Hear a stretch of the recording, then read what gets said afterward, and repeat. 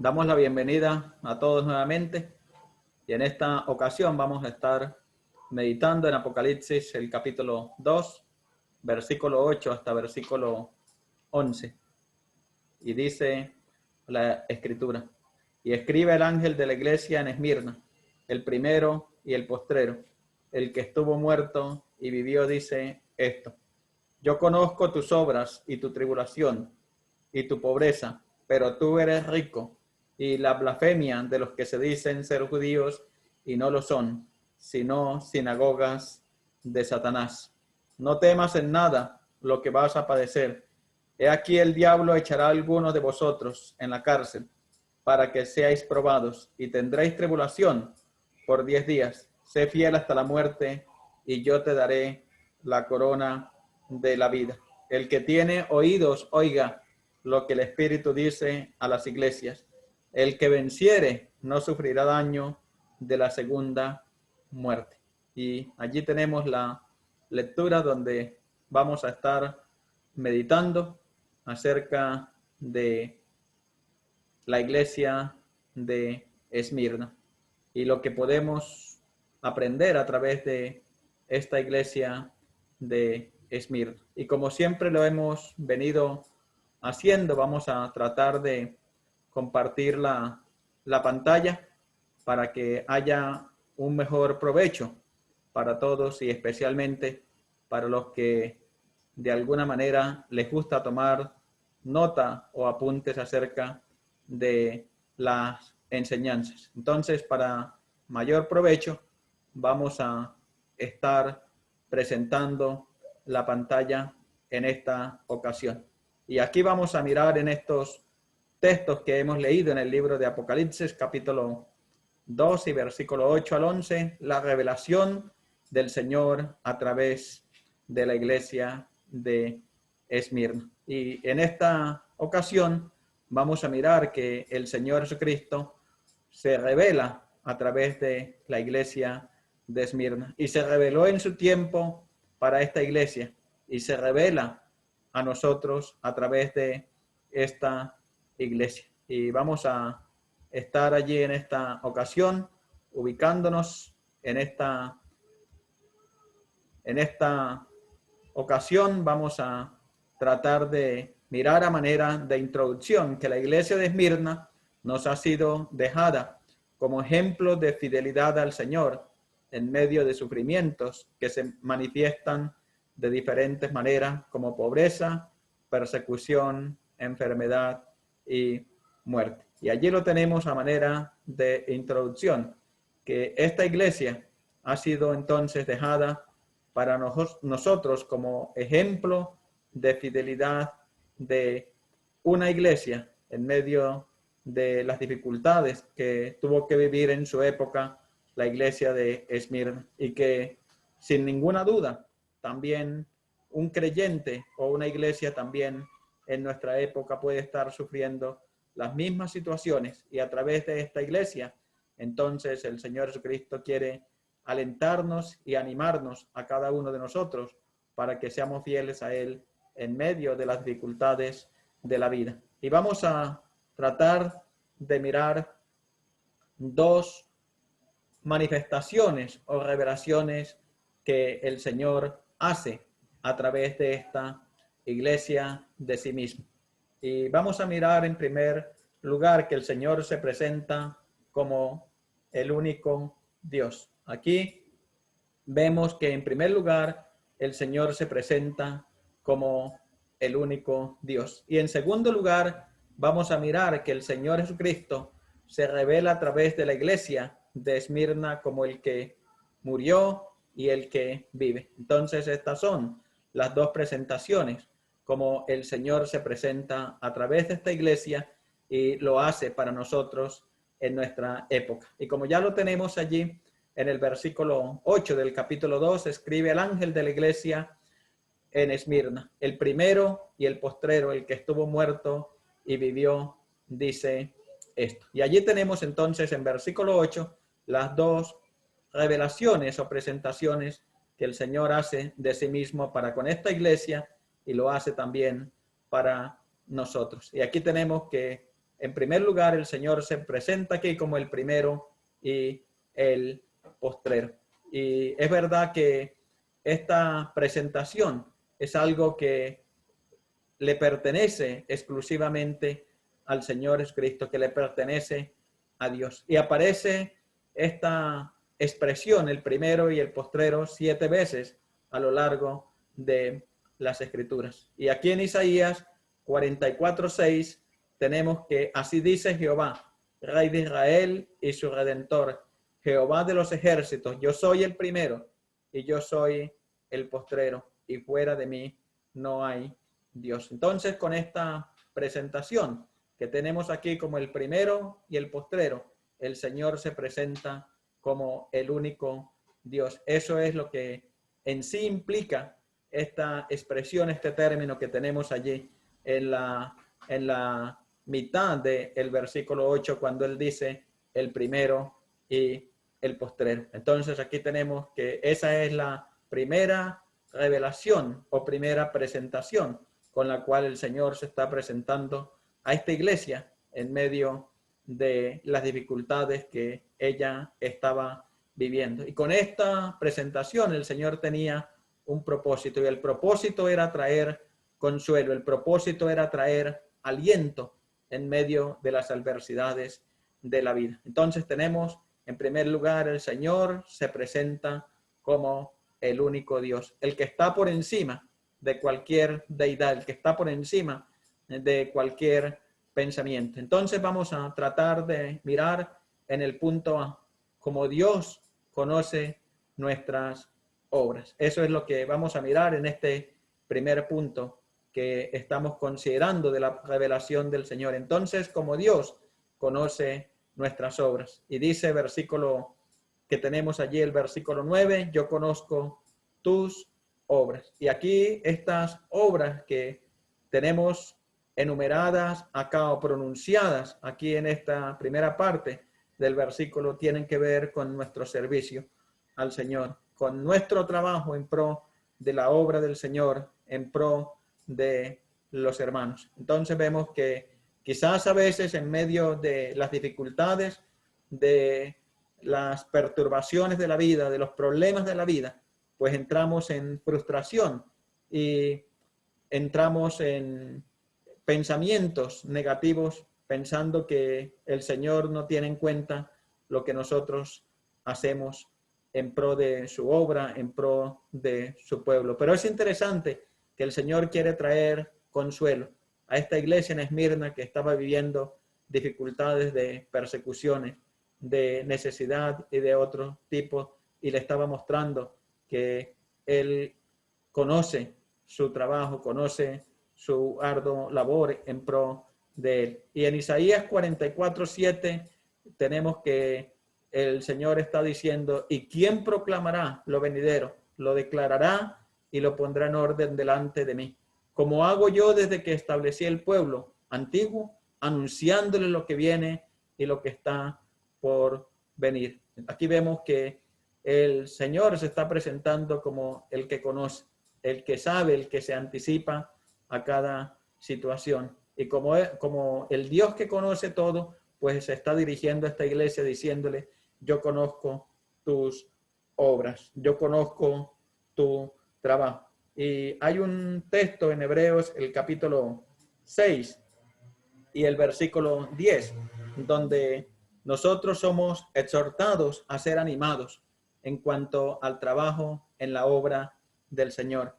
Y dice Hebreos 6:10, porque Dios no es injusto para olvidar vuestra obra y el trabajo de amor que habéis mostrado hacia su nombre, habiendo servido a los santos y sirviéndoles aún. Y aquí tenemos que el trabajo, la obra que la iglesia estaba haciendo por Cristo en pro, en favor de los creyentes, no era olvidada delante de Dios. Y aquí el Señor Jesucristo quiere consolar a esta iglesia con estas palabras de ánimo, con estas palabras de consuelo. Y en Segunda de Crónicas, el capítulo 15, también es un texto bastante interesante para nosotros, de ánimo también para nosotros, que podamos considerar. Y dice Segunda de Crónicas 15:7, pero esforzaos vosotros y no desfallezcan vuestras manos, pues hay recompensa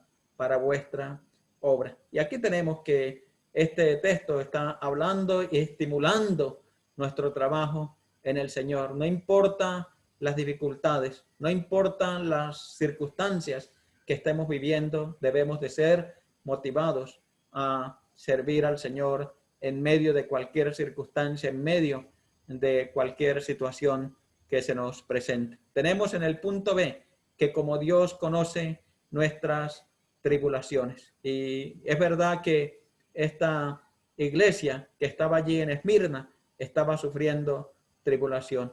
Y es interesante que quizás esto también estaba opacando el ánimo de la iglesia. Pero es interesante que aquí vemos que el Señor Jesucristo está también consolándoles y motivándoles y diciéndoles que Él también tiene conocimiento de sus tribulaciones, tiene conocimiento de sus dificultades. Y en Juan 16, el capítulo que tenemos allí de Juan 16 y el versículo 33, dice: estas cosas os he hablado para que en mí tengáis paz. En el mundo tendréis aflicciones, pero confiad, yo he vencido al mundo. Aquí el Señor Jesucristo se estaba anticipando a la problemática que los discípulos, que nosotros íbamos a tener en el mundo. Y Él les está haciendo una advertencia acerca de todas estas adversidades para que cuando llegaran no fueran a ser desanimados. Y es interesante que aquí vemos que el Señor está diciendo: y tu tribulación. Él conoce perfectamente lo que tenemos que vivir en este mundo, lamentablemente. Entonces, tenemos aquí que como Dios, Él conoce nuestras tribulaciones. Mateo 24, 9 y 10 dice: entonces os entregarán a tribulación y os matarán, y seréis aborrecidos de todas las gentes por causa de mi nombre. Muchos tropezarán entonces y se entregarán unos a otros, y unos a otros se aborrecerán. De nuevo el Señor estaba anticipando estas dificultades que su pueblo, que nosotros íbamos a tener. Y por ende, el Señor está diciendo a la iglesia en Esmirna: y tu tribulación. El Señor sabe perfectamente lo que nosotros estamos viviendo. Él como Dios, como el Dios omnisciente, lo conoce todo y lo sabe todo, y quiere traer consuelo y quiere traer a nuestros corazones paz.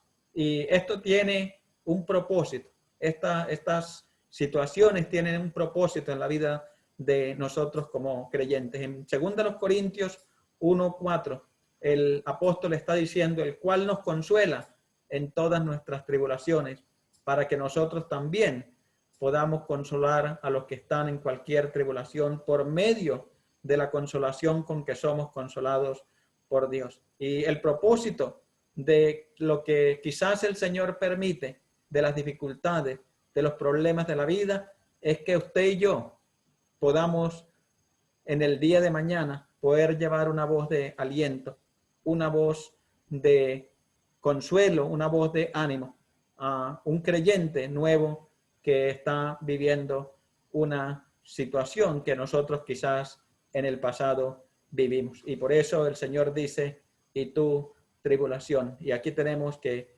hay propósito en eso. Romanos 5 y versículo 3 y 4 dice: y no solo esto, sino que también nos gloriamos en las tribulaciones, sabiendo que la tribulación produce paciencia, y la paciencia prueba, y la prueba esperanza. Aquí tenemos entonces el otro propósito, sabiendo que la tribulación produce paciencia. Aquí la paciencia nos habla acerca de la perseverancia en medio de las dificultades, en medio de las turbulencias de la vida. Y no solo la paciencia, sino también la esperanza. En medio de las tribulaciones vamos a tener expectativa por las promesas que Dios nos ha hecho a través de la persona del Señor Jesucristo. En el punto C tenemos que como Dios conoce nuestras necesidades, y allí lo dice en versículo 9, y tu pobreza. Y aquí la pobreza está hablando acerca de la necesidad física. Aquí la pobreza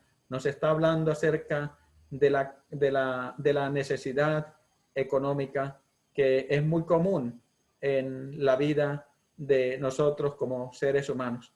Y es interesante que estas cosas que muchas veces pensamos que no son de importancia para Dios, son de importancia, y el Señor está diciendo que Él conoce también nuestras necesidades. Y en Mateo 6:32, el Señor, hablando a sus discípulos, les dijo: porque los gentiles buscan todas estas cosas, pero vuestro Padre Celestial sabe que tenéis necesidad de todas estas cosas. Y allí está resaltado: sabe que tenéis necesidad de todas estas cosas. Entonces, como Dios, el Señor Jesucristo, conoce también nuestras necesidades, y Él quiere que usted y yo también las llevemos delante de la presencia de Él, que expongamos nuestra necesidad, que echemos toda nuestra ansiedad sobre Él. Y aquí lo dice: y tu pobreza. Él no es ajeno en ninguna manera a nuestras necesidades. Y hay un propósito que el Señor tiene muchas veces con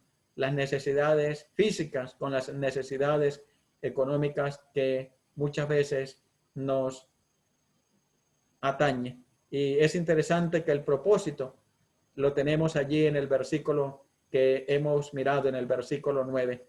Pero tú eres rico. Está allí en paréntesis, ¿sí? Pero tú eres rico. Y allí está hablando acerca de la riqueza, pero no material. Está hablando de la riqueza espiritual. Dios quiere, el Señor Jesucristo quiere que tú y yo, en medio de las necesidades físicas de nuestra vida, podamos ver las riquezas espirituales que Él nos ha dado. Y es interesante que aquí tenemos en Efesios 1:3, dice el apóstol Pablo, hablando acerca de esas riquezas espirituales que han sido dadas a través de la persona del Señor Jesucristo. Dice: bendito sea el Dios y Padre de nuestro Señor Jesucristo, que nos bendijo con toda bendición espiritual en los lugares celestiales en Cristo. Y es interesante que aquí Pablo está hablando acerca de esa riqueza espiritual que muchas veces no podemos ver cuando hay abundancia económica en nuestra vida, pero que miramos y que podemos ver cuando esas cosas quizás faltan, cuando perdemos de pronto un bien físico en nosotros.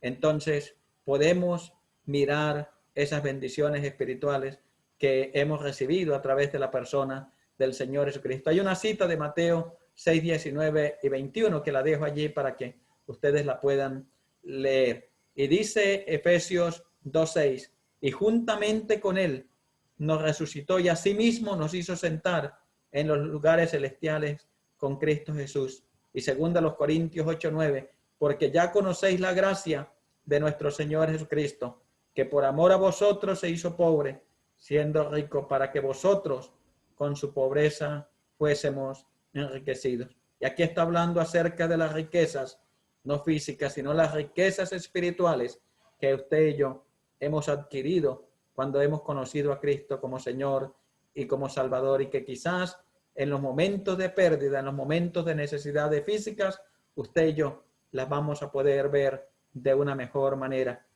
las vamos a ver más claramente. Y el apóstol Pablo, escribiendo a los Colosenses, en el capítulo 3 habla acerca de que si hemos resucitado con Cristo, pues miremos las cosas de arriba donde está Cristo sentado, y no las cosas que están aquí en esta tierra. Y que el Señor pues nos ayude para que este propósito en medio de la necesidad física se pueda cumplir en nuestra vida. Y en el punto D, tenemos que, como Dios conoce a los que nos acusan, y dice la última parte del versículo 9, y la blasfemia de los que se dicen ser judíos y no lo son, sino sinagogas de Satanás. El Señor no solamente conoce lo que tú haces en pro de su obra, no solamente conoce la tribulación que se manifiesta a través de la muerte, a través de la enfermedad, a través de la persecución. No solo conoce la necesidad física, sino que también conoce a los que quizás de alguna manera traen vituperio a nuestras vidas por identificarnos con Cristo. Y aquí en esta iglesia de Esmirna, en el año 155 después de Cristo, un hombre fiel, un hombre sobresaliente de la iglesia de Esmirna, como lo era Policarpo, había sido muerto, había sido quemado en la hoguera por no rendir culto al César. Y los judíos, ellos gozaban de cierta inmunidad para no participar del culto a César.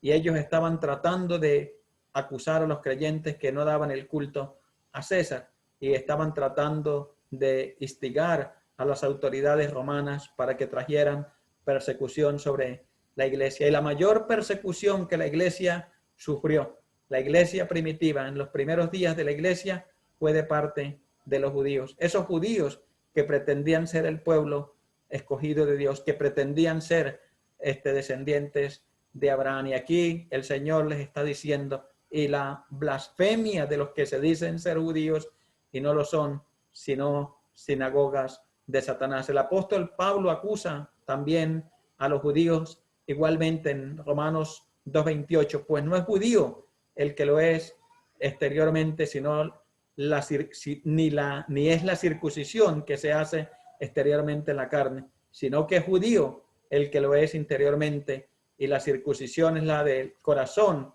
en espíritu, no en la letra, la alabanza del cual no viene de los hombres, sino de Dios. Y ellos pensaban que por ser judíos, pues todo estaba bien. Y vemos que el apóstol Pablo hace esa acusación también más adelante en Romanos el capítulo 9, que no todos los que descienden de Israel son israelitas, sino los que tienen la misma fe de Abraham. Entonces aquí tenemos que el Señor también conocía este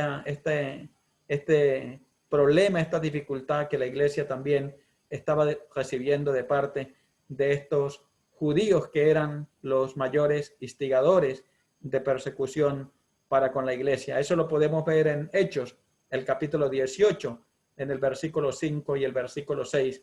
Y cuando Silas y Timoteo vinieron de Macedonia, Pablo estaba entregado por entero a la predicación de la palabra, testificando a los judíos que Jesús era el Cristo.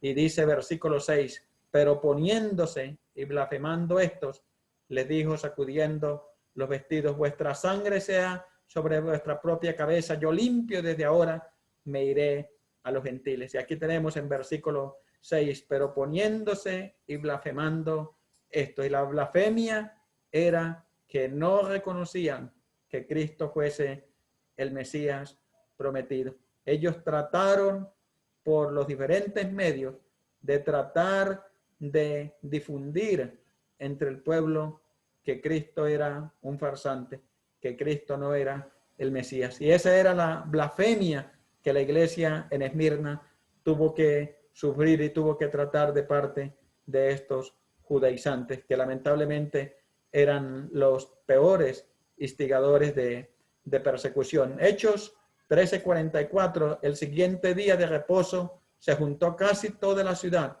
para oír la palabra de Dios. Y versículo 45, pero viendo los judíos, la muchedumbre se llenaron de celos y rebatían lo que Pablo decía, contradiciendo y blasfemando. Blasfemaban el camino de el Señor. Y ya eso lo vemos a lo largo del libro de Hechos, que se nos registra este hecho.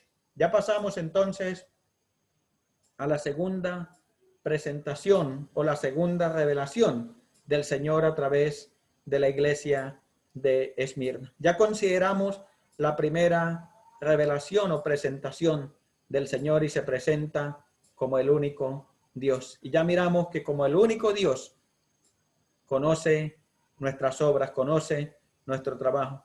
Como el único Dios conoce nuestra tribulación, como el único Dios conoce nuestras necesidades físicas, pero como el único Dios conoce también a aquellos que nos vituperan, aquellos que nos persiguen. Y ahora tenemos la segunda revelación del Señor a través de la iglesia de Esmirna. La segunda revelación, el Señor se presenta como el que murió y resucitó. Y allí lo tenemos entonces en el versículo 8. El que estuvo muerto y vivo dice esto. Romanos 14:9. Porque Cristo para esto murió y resucitó y volvió a vivir para ser Señor así de los muertos como de los que viven. Pablo aquí está hablando acerca del propósito de Cristo haber muerto y haberse resucitado de entre los muertos. Entonces, como el que murió y resucitó, sí, tiene entonces la capacidad, tiene el poder para poder también, pues, traer consuelo a nuestras vidas en medio de la amenaza también de la muerte. Apocalipsis 1:18 dice, y el que vivo y estuve muerto, mas he aquí que vivo por los siglos de los siglos. Amén. Y tengo las llaves de la muerte y del Hades. Y primero los Corintios 15:20, mas ahora Cristo ha resucitado de los muertos, primicia de los que durmieron es hecho. Aquí nos está hablando acerca de esa esperanza que tenemos nosotros, los creyentes, de que Cristo se haya levantado de entre los muertos. Entonces, como el que murió y el que vive, él tiene la capacidad, tiene el poder para poder decir a aquellos que están bajo amenaza de muerte, como le da el caso de la iglesia en Esmirna, no temer ante la muerte. Como el que murió y el que vive, nos dice que no temamos ante la muerte. Y allí lo tenemos en versículo 10. No temas en nada lo que vas a padecer. He aquí el diablo echará a algunos de vosotros en la cárcel para que seáis probados y tendréis tribulaciones por 10 días. Sé fiel hasta la muerte y yo te daré la corona de la vida. Y aquí tenemos que el Señor Jesucristo es consciente de que la muerte iba a tocar a algunos de la iglesia de Esmirna. Y él está diciendo que él había vivido esa experiencia y él tenía la suficiente capacidad para poder consolar a los que iban a enfrentar este mismo flagelo que él un día tuvo que enfrentar. Cuando allá en el Getsemaní estaba diciendo, si es preciso, pasa de mí esta copa, pero no se haga como yo quiero. La agonía estaba allí en él por lo que iba a tener que padecer, por lo que iba a tener que cargar por el pecado de cada uno de nosotros. Y aquí lo tenemos entonces hablando con toda certeza y con toda autoridad. Y nos está diciendo que no debemos de temer ante la muerte. Mateo 10:28 y segunda los Corintios 4:14. El Señor está diciendo en Mateo 10:28, y no temáis a los que matan el cuerpo, mas el alma no pueden matar. Temed más bien aquel que puede destruir el alma y el cuerpo en el infierno. Aquí él está hablando a los discípulos acerca de la muerte física y está diciendo que no debemos de temer frente a la muerte física. Debemos de temer a la muerte espiritual. Y el Señor Jesucristo, como el que murió y el que vive, nos está dando consuelo en medio de la amenaza, en medio del temor de la muerte. Y especialmente en estos días, cuando estamos viviendo los días de pandemia, de miedo, porque en el mundo la muerte está rondeando, y no solamente por la pandemia, sino por la violencia que hay en el mundo, que está produciendo muertes todos los días. Entonces aquí el Señor, como el que murió y el que vive, nos está diciendo que no debemos de temer a la muerte. Segunda los Corintios 4:14, sabiendo que el que resucitó al Señor Jesús, a nosotros también nos resucitará con Jesús y nos presentará juntamente con vosotros. Qué palabras de consuelo las del apóstol aquí. Dice, sabiendo que el que resucitó al Señor Jesús, a nosotros también nos resucitó. Por lo tanto, no debemos temer frente a la muerte. Tenemos en el punto B que como el que murió y como el que vive, nos manda a ser fiel ante la muerte. Y es verdad que a lo largo de la historia de muchos hombres que se destacaron por ser fieles al Señor, en los últimos momentos de su vida no lo fueron fiel al Señor. Y debido a enfermedades se desanimaron. Debido a los temores, fueron desanimados. Y aquí el Señor Jesucristo, como el que murió y el que vive, nos está mandando que podamos ser fieles, que podamos retener el testimonio de Cristo, que podamos tener las convicciones de Cristo en el corazón, no importa la amenaza que haya a nuestro alrededor. Y allí lo tenemos, sé fiel hasta la muerte. Y en 1 Timoteo 6:13 dice, te mando delante de Dios que da vida a todas las cosas y de Jesucristo, que dio testimonio de la buena profesión delante de Poncio Pilato. Y le dijo entonces Pilato luego, ¿eres tu rey? Respondiendo Jesús, tú dices que yo soy rey. Yo para esto he nacido y para esto he venido al mundo, para dar testimonio a la verdad. Todo aquel que es de la verdad, oye mi voz. Y aquí está el apóstol Pablo llevando a Timoteo a ese episodio que tenemos en Juan 18:37, que estaba el Señor allí frente a Pilato, pero que aún sabiendo que el momento de su muerte cruel, de su muerte espantosa, estaba cerca, él estaba dando testimonio acerca de la verdad delante de Pilato. Y eso es lo que el Señor quiere allá para la iglesia de Esmirna y quiere también para nosotros, que al terminar nuestra jornada en este mundo podamos ser fieles hasta el último momento de nuestra existencia. Tenemos entonces en el punto C que como el que murió y el que vive nos manda a mirar las recompensas. Y es verdad que a veces en medio de las dificultades perdemos de vista las recompensas espirituales en la vida de nosotros. Y como el que murió y como el que vive, pues nos está mandando que nosotros podamos mirar las recompensas. Y una de esas recompensas es la corona de la vida, como lo tenemos allí en el versículo 9. No temas en nada lo que vas a padecer. He aquí el diablo echará a algunos de vosotros en la cárcel para que seáis probados y tendréis tribulación por 10 días. Sé fiel hasta la muerte y yo te daré la corona de la vida. En medio de los peligros de esta vida, ojalá que nosotros no perdamos de vista las recompensas que Dios ha prometido para cada uno de nosotros. Entonces, como el que murió y resucitó, nos manda a mirar las recompensas. Y el escritor a los Hebreos en el capítulo 12 nos habla de la experiencia del Señor Jesucristo, mirando hacia adelante, mirando a lo que venía después de el sufrimiento. Y eso lo tenemos allí en Santiago 1:12, bienaventurado el varón que soporta la tentación, porque cuando haya resistido la prueba recibirá la corona de vida que Dios ha prometido a los que le aman. Y es el ejemplo que el Señor Jesucristo mostró.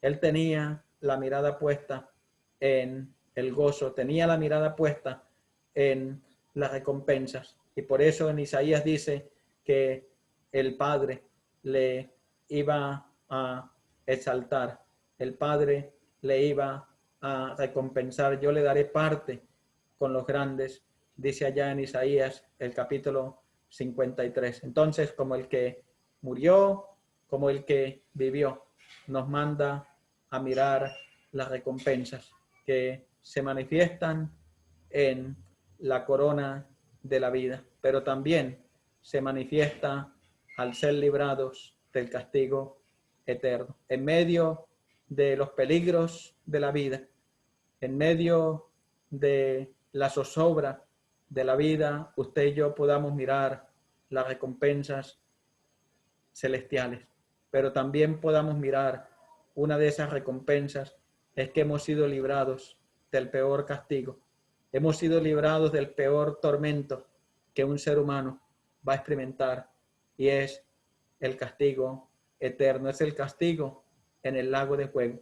Ninguna enfermedad que padezcamos en esta vida, ninguna necesidad que padezcamos en esta vida es comparable con lo que tiene que sufrir un ser humano al ser lanzado al lago de fuego, que la Biblia habla acerca de la muerte segunda. Y lo dice allí en Apocalipsis el capítulo 11. Dice: el que tiene oídos oiga lo que el Espíritu dice a las iglesias. El que venciere no sufrirá daño de la segunda muerte. Es una de las recompensas que usted y yo debemos de mirar en medio de las dificultades de la vida.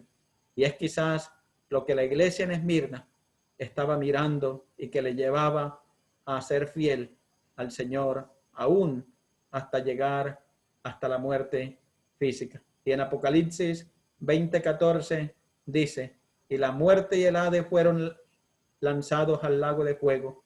Esta es la muerte segunda. Y tenemos entonces aquí que esa es una de las recompensas que debemos de considerar, debemos de mirar en medio de las dificultades, en medio de los azotes de esta vida que a veces se torna tormentosa para nosotros. Quiero que estemos leyendo allí en Isaías 53 y el versículo 12 de Isaías 53. Dice: por tanto yo le daré parte con los grandes, y con los fuertes repartirá despojo, por cuanto derramó su vida hasta la muerte, y fue contado con los pecadores, habiendo él llevado el pecado de muchos, y orado por los transgresores. Por tanto yo le daré parte con los grandes. Era la recompensa que el Señor Jesucristo estaba recibiendo por su sacrificio, por su muerte en la cruz del Calvario. Y Él quiere que usted y yo también podamos apropiarnos de las promesas que Dios tiene también para nosotros. Que en medio de las dificultades de esta vida, en medio de los azotes de esta vida, usted y yo podamos mirar esas recompensas, que una de ellas ya la miramos, y es la corona de vida que está reservado para aquellos que sufran por causa del nombre de Cristo. Y la otra recompensa es que usted y yo hemos sido librados del peor castigo y del peor tormento que un ser humano tiene que soportar por toda la eternidad. Ojalá que usted pueda apropiarse de estas promesas y pueda ser animado. Dice en 1 de Pedro 1:11: escudriñando qué persona y qué tiempo indicaba el Espíritu de Cristo que estaba en ellos, el cual anunciaba de antemano los sufrimientos de Cristo y las glorias que vendrían tras ellos. Aquí nos habla de los sufrimientos de Cristo, pero nos habla de las glorias que venían después de esos sufrimientos. Y es lo que Isaías nos dice: por tanto yo le daré parte con los grandes. Que el Señor nos ayude y que a través de esta iglesia y del ejemplo de esta iglesia y del consuelo que el Señor da a esta iglesia y da también para nosotros, pues podamos ser grandemente animados de parte de el Señor para seguir adelante y poder ser fieles en medio de las dificultades y en medio de las penurias de esta vida. Que el Señor entonces nos anime.